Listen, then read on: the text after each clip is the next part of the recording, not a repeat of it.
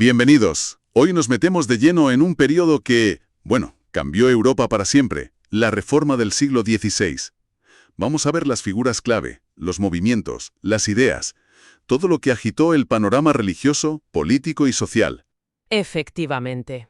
Una época de cambios profundos. Nos guía la historia de la Reforma de Justo L. González. Nuestro objetivo, sobre todo pensando en quienes estudian estos temas, es identificar esos movimientos reformadores principales: Lutero, Zwinglio, Calvino, la Reforma inglesa, los anabaptistas, y qué aportó cada uno. Y entender las causas, claro. Las espirituales, sociales, políticas, culturales también. Fue una mezcla compleja. Y fíjate, empezamos en un sitio que quizás sorprenda: la España de Isabel la Católica. ¿Por qué ahí? Pues porque entender lo que pasaba en España antes, con sus propias reformas, sus tensiones, nos ayuda a ver el contexto general. Y cómo se reaccionó después a Lutero. Vale, pues vamos a desgranar eso. ¿Qué pasaba en la Castilla de Isabel? Pues, a ver, es clave saber que las ganas de reforma ya estaban ahí antes de Lutero, ¿eh? En Castilla, con Isabel y Fernando, hubo un esfuerzo importante por reformar el clero, ¿Impulsado por quién principalmente? sobre todo por figuras como el cardenal Cisneros. Se buscaba mejorar la disciplina, la formación del clero, tanto regular como secular. Los resultados, bueno, fueron variados, pero el intento estaba ahí. Se intentó reformar conventos, monasterios, nombrar gente más preparada. Y junto a eso, un proyecto intelectual increíble, la Biblia Políglota Complutense. Exacto, impulsada también por Cisneros. Reunió un montón de eruditos para editar la Biblia en sus lenguas originales: hebreo, arameo, griego, al lado del latín. Una obra monumental del humanismo cristiano. Curioso que se imprimiera justo cuando Lutero publicaba sus tesis, aunque tardara más en publicarse. Vaya coincidencia. Sí, sí. Y aquí está la paradoja española, ¿no? Este fervor humanista reformista convivía con medidas represivas muy duras. La Inquisición. La Inquisición española, sí. Controlada por la corona desde 1478. Ojo, no nació para perseguir a protestantes, que ni existían aún. Su objetivo era vigilar la ortodoxia de los conversos del judaísmo. Buscaban la unidad religiosa del reino entonces. Eso es, un ideal muy diferente a la diversidad que luego traería la Reforma. Querían uniformidad. Entonces, ¿qué nos llevamos de este punto de partida español? Pues que la herencia de Isabel fue compleja, pero decisiva. Dejó un modelo de monarquía fuerte que unía política y religión. Impulsó una reforma dentro del catolicismo, con apoyo a la erudición bíblica, pero a la vez creó mecanismos de intolerancia como la Inquisición. Y esa herencia la recibió su nieto, Carlos V. Exacto. Heredó el imperio y esa mentalidad de unidad religiosa bajo la autoridad imperial. Y claro, eso marcó totalmente cómo se enfrentó a la reforma protestante cuando estalló en Alemania. Con ese telón de fondo, nos vamos a Alemania. Martín Lutero. Aquí la cosa se pone interesante de verdad. Su historia no empieza como un ataque a Roma, ¿verdad? Para nada. Empieza con una crisis espiritual profundísima. Era un monje agustino que estaba realmente atormentado. ¿Por qué? ¿Qué le angustiaba tanto? Pues la sensación de pecado, la búsqueda desesperada de la certeza de salvación. Se sentía incapaz de cumplir las exigencias de Dios, sentía su ira. Y lo intentó todo, supongo. Todo. Confesión constante, ayunos, castigos corporales, estudio intensivo, pero nada le daba paz. La respuesta la encontró estudiando las Escrituras, ¿Dónde exactamente? sobre todo en la carta a los romanos. El versículo clave fue Romanos 1:17. El justo por la fe vivirá. Ahí entendió algo fundamental, ¿El qué? que la justicia de Dios no es solo la que castiga, sino la que Dios regala al pecador. La justificación, el ser declarado justo, viene por la fe en Cristo, no por nuestros méritos u obras. Es un don gratuito. Eso debió ser una liberación tremenda para él. Totalmente. Probablemente hacia 1515. Le cambió la vida. Y claro, esa convicción chocó de frente con algunas prácticas de la época. Como la venta de indulgencias. Exacto. Especialmente la campaña tan agresiva de Johann Tetzel para financiar la Basílica de San Pedro en Roma.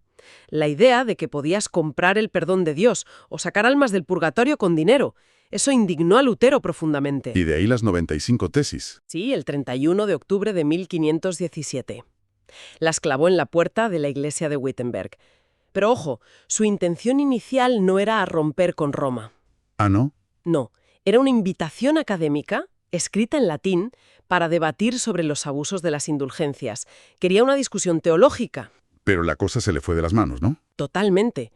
Gracias a la imprenta, las tesis se tradujeron al alemán, se difundieron rapidísimo por toda Alemania y se armó un revuelo enorme que superó sus intenciones. Y de ese revuelo surgieron las ideas centrales de su teología. ¿Podríamos resumirlas? Sí, a ver. González las explica muy bien. Primero, y fundamental, la autoridad suprema es solo la palabra de Dios, la Biblia. Es la sola escritura, por encima de la tradición, del Papa, de los concilios. Vale. La Biblia como única norma. Eso es. Segundo, a Dios se le conoce por gracia, por revelación, especialmente en la cruz de Cristo, no por la razón humana o los méritos. Tercero, la distinción clave entre ley y evangelio. La ley nos muestra nuestro pecado, nuestra incapacidad. El evangelio nos anuncia el perdón gratuito de Dios en Cristo. Ley que acusa, evangelio que salva. Justo.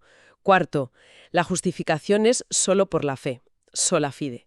No por obras, es un regalo que se recibe creyendo. Quinto, redujo los sacramentos, solo aceptó los que veía instituidos claramente por Cristo en el Evangelio, el bautismo y la Santa Cena. ¿Y la doctrina de los dos reinos? Ah, sí, muy importante también. Distinguió entre el reino espiritual, gobernado por el Evangelio y la fe, y el reino temporal o secular, gobernado por la ley y la autoridad civil. Ambos son de Dios, pero funcionan de manera distinta. La autoridad civil es necesaria para mantener el orden en el mundo. ¿Entendido? Una teología bastante radical para la época. Muy radical.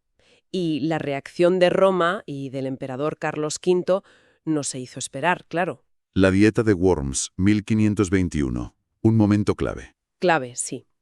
Lutero fue llamado a retractarse de sus escritos. Le presionaron mucho. ¿Y qué dijo? Su respuesta fue famosa, que no podía ir contra su conciencia, que estaba cautiva de la palabra de Dios, que si no le convencían con argumentos de la Escritura o la razón clara, no se retractaba. Aquí estoy, no puedo hacer otra cosa. Que Dios me ayude. Qué valiente. Oh, qué terco, según se mire. Desde luego marcó un antes y un después. El edicto de Worms lo declaró hereje y proscrito. Cualquiera podía matarlo sin castigo. Pero no lo hicieron. No, porque su príncipe, Federico el Sabio de Sajonia, lo protegió. Organizó un secuestro simulado y lo escondió en el castillo de Wartburgo. Un exilio forzoso pero productivo, ¿no? Increíblemente productivo. Allí, en unos pocos meses, Lutero hizo algo de un impacto cultural y religioso brutal. La traducción de la Biblia. Tradujo el Nuevo Testamento del griego original al alemán. Se publicó en 1522. Esto fue tremendo. Puso la Biblia al alcance de la gente común en su propio idioma como nunca antes. Y además ayudó a fijar el alemán moderno. Pero esa década, los años 20 del siglo XVI, fue muy convulsa. Muchísimo. Una década de incertidumbre total. El movimiento de Lutero se enfrentó a desafíos enormes. Por un lado, las circunstancias políticas del Sacro Imperio eran un lío. Carlos V andaba ocupado. Sí, a menudo estaba en guerra con Francia o con los turcos otomanos. Eso le distraía de aplastar la reforma, lo que les dio aire a los protestantes. Pero también generaba mucha inestabilidad. Y estallaron problemas sociales graves. Sí, las revueltas campesinas de 1524-1525 fueron muy violentas. Los campesinos usaron lemas de libertad evangélica para reclamar mejoras sociales y económicas. ¿Y Lutero qué postura tomó? Al principio tuvo cierta simpatía, pero cuando las revueltas se volvieron violentas y caóticas, las condenó con una dureza tremenda. Apoyó a los príncipes para que las reprimieran sin piedad. Esto le alejó de muchos sectores populares, claro. ¿Y también hubo rupturas intelectuales importantes? Sí, la ruptura con Erasmo de Róterdam, el gran humanista, fue significativa. ¿Por qué chocaron? ¿Erasmo también quería reformas? Sí, Erasmo criticaba los abusos de la Iglesia y quería una reforma moral e intelectual, volviendo a las fuentes del cristianismo, pero no quería romper la unidad de la Iglesia. Y sobre todo chocó con Lutero en teología. ¿En qué punto? En el tema del libre albedrío. Erasmo defendía que el ser humano tenía cierta capacidad para elegir y colaborar en su salvación. Lutero, en cambio, insistía en la total incapacidad humana tras el pecado y la absoluta necesidad de la gracia de Dios. Escribió La servidumbre del albedrío en respuesta a Erasmo. Entiendo. Dos visiones de reforma muy distintas. Exacto. Su debate marcó la separación entre el humanismo reformista, que se quedó dentro de la Iglesia, y la reforma protestante, que rompió con ella. Políticamente la tensión también iba a más. Las dietas imperiales. Sí, las asambleas del imperio. La división religiosa se convirtió en política. En la Dieta de Spira de 1529, la mayoría católica quiso endurecer las medidas contra los luteranos. Y ahí protestaron. Exacto. Los príncipes y ciudades que apoyaban a Lutero presentaron una protesta formal.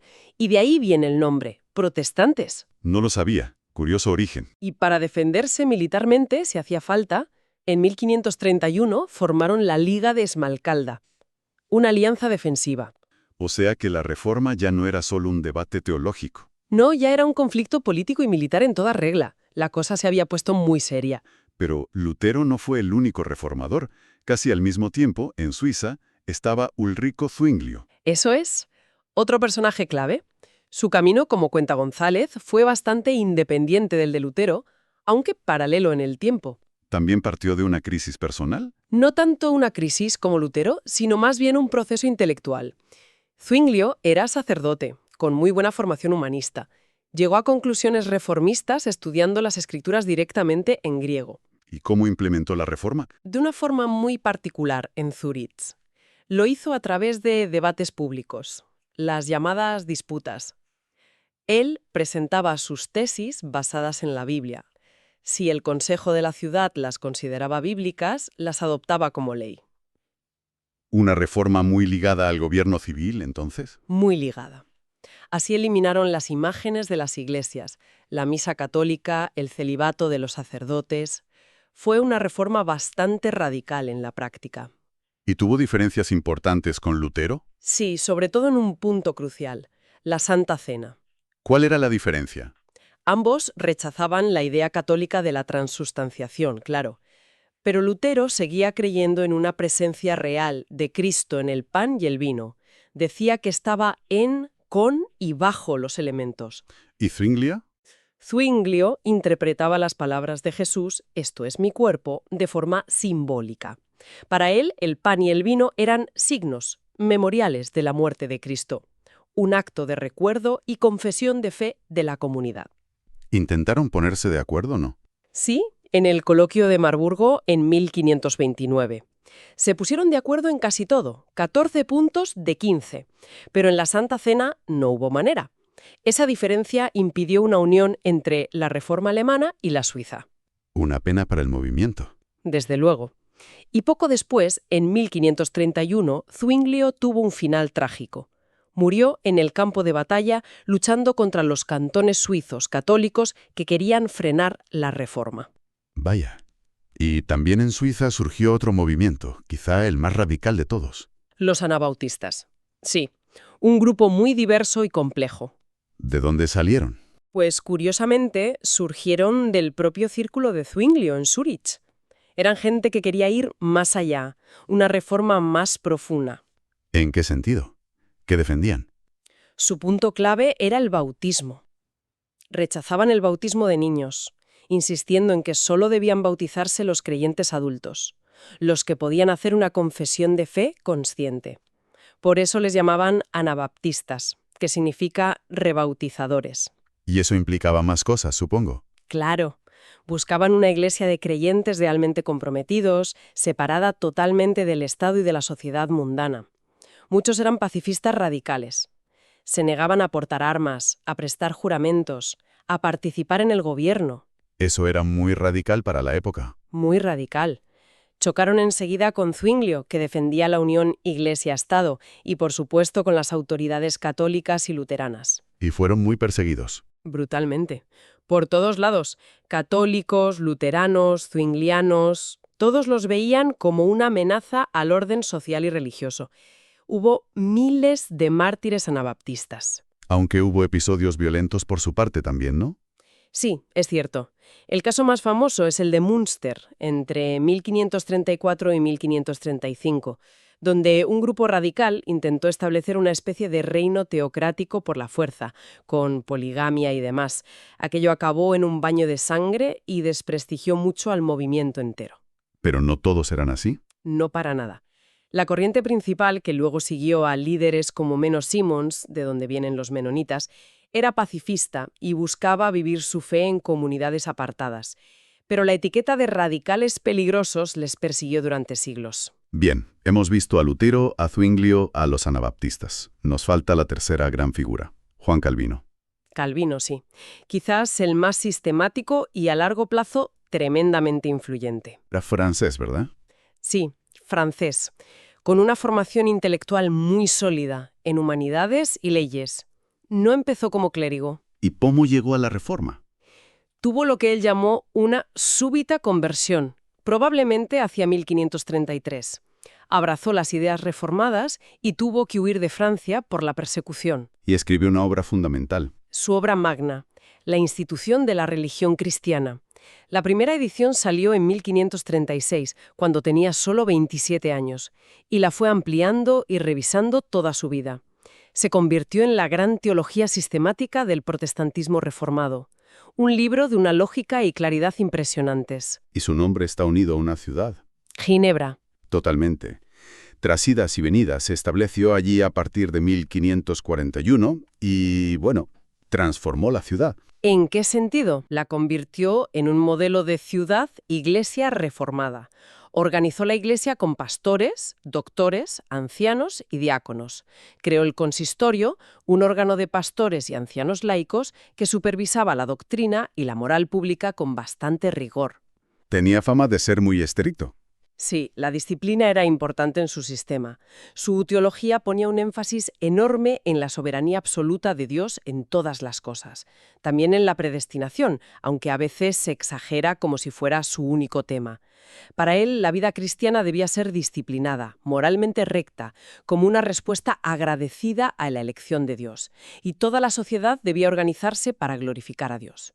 Ginebra se convirtió en un centro importante. En un centro neurálgico. Fue refugio para protestantes perseguidos de toda Europa y un centro de formación de pastores que luego llevaban las ideas calvinistas a sus países. Por eso su influencia se extendió tanto. Muchísimo. El calvinismo echó raíces fuertes en Francia, con los hugonotes. En Escocia, con John Knox, dio lugar al presbiterianismo. Fue clave en la lucha por la independencia de los Países Bajos. Influyó enormemente en Inglaterra a través de los puritanos. Y también en partes de Alemania, Hungría, Polonia. Su teología sistemática y su modelo de organización eclesiástica le dieron una capacidad de expansión tremenda. Vamos a ver ahora cómo se desarrolló la Reforma en distintos países, porque no fue igual en todas partes. Inglaterra, por ejemplo, tuvo un camino muy particular. Sí, el caso inglés es bastante único.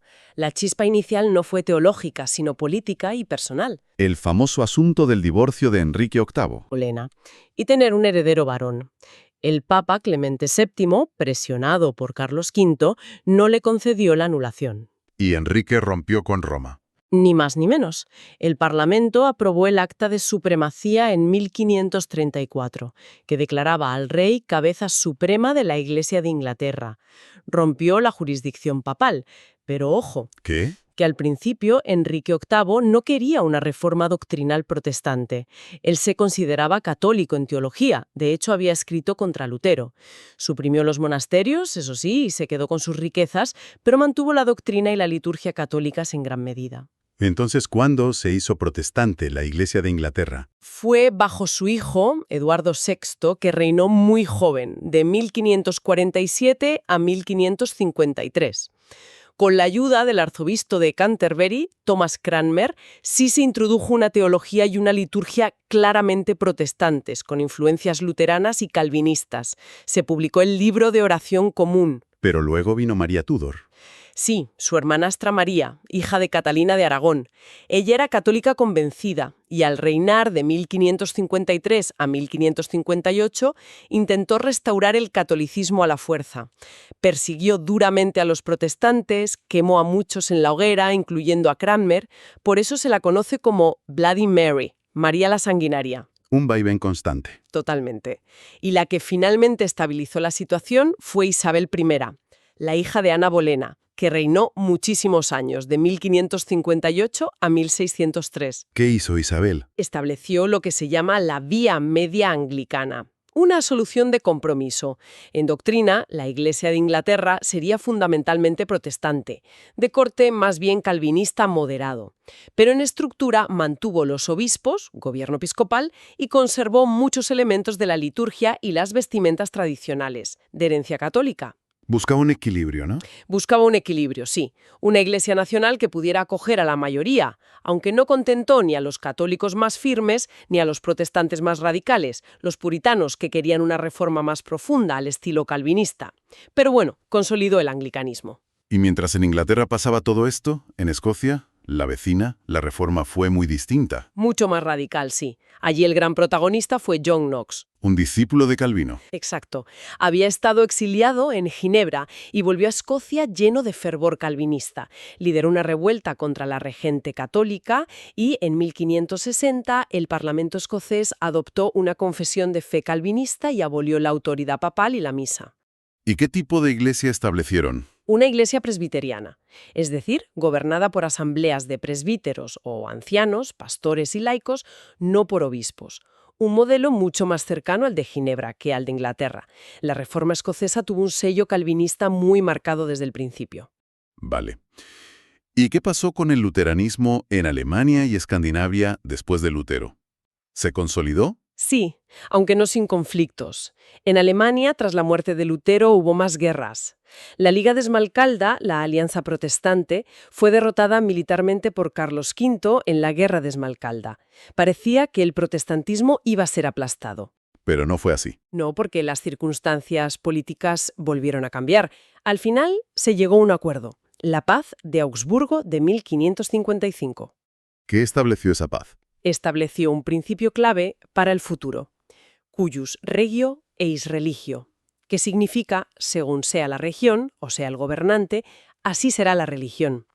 Cada príncipe o gobernante del Sacro Imperio podía elegir entre el catolicismo y el luteranismo como religión oficial de su territorio. O sea que la religión del príncipe determinaba la religión de sus súbditos. Exactamente.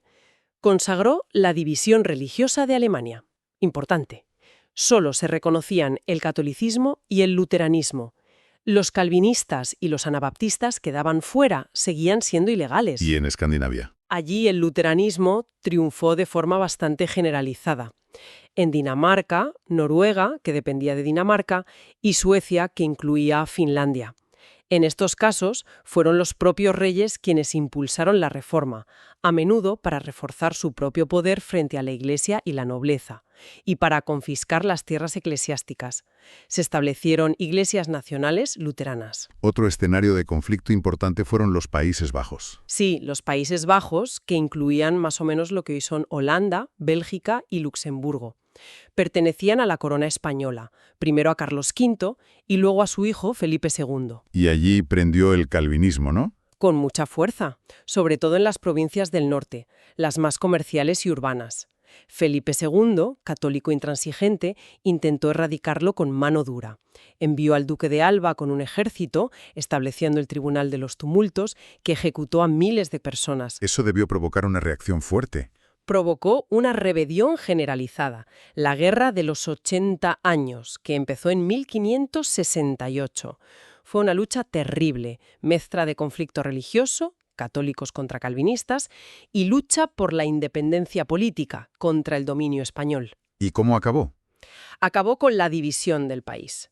Las 7 provincias del norte, lideradas por Holanda, consiguieron la independencia y formaron una república, las Provincias Unidas, de carácter predominantemente calvinista. Las provincias del sur, la actual Bélgica, permanecieron bajo dominio español y siguieron siendo católicas. Y nos queda Francia, la tierra de Calvino. La historia de los protestantes allí, los hugonotes, fue especialmente dura. Durísima. Siempre fueron una minoría, aunque influyente en algunos sectores de la nobleza y la burguesía.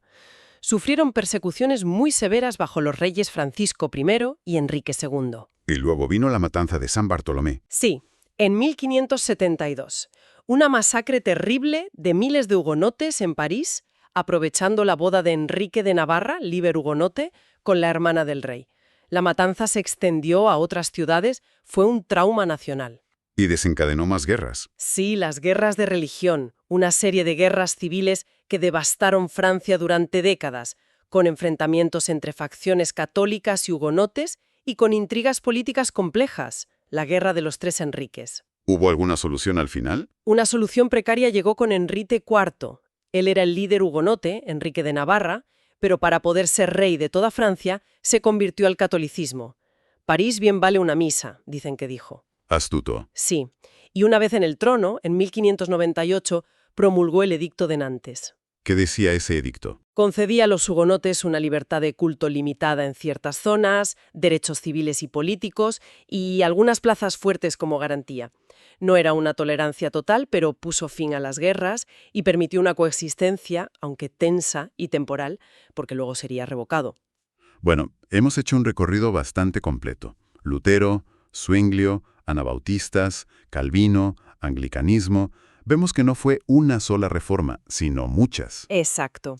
Es un mosaico, como decíamos al principio. Múltiples formas de buscar una reforma religiosa, a menudo enfrentadas entre sí. Luteranismo, calvinismo, la vía inglesa, los radicales.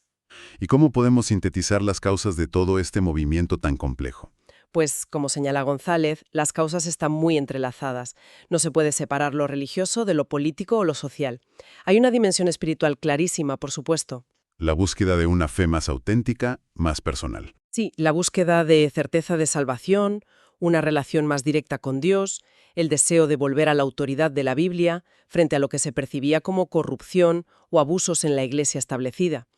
Pero eso se mezcló con otras cosas. Indudablemente. Factores políticos fueron cruciales. La lucha de poder entre los príncipes locales, los reyes, el emperador y el papa.